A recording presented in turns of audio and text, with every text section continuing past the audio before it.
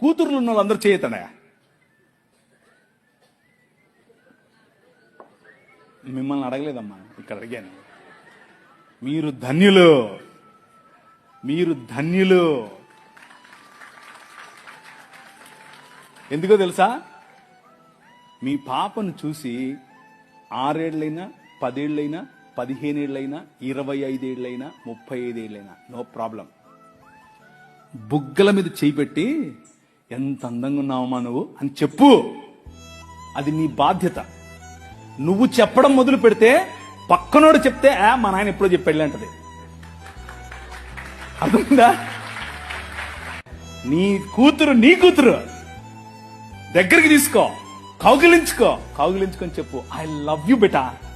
అబ్బా ఎంత అందంగా ఉన్నావే నువ్వు, అచ్చం అలాగే ఉన్నావు, అచ్చం మీ అమ్మలాగా ఉన్నావు, అచ్చం మా అమ్మలాగా ఉన్నావు. వాళ్ళకి ఎంత ఎంత అందం తెలుసా? అది ఎంత సంతోషపడతారో తెలుసా?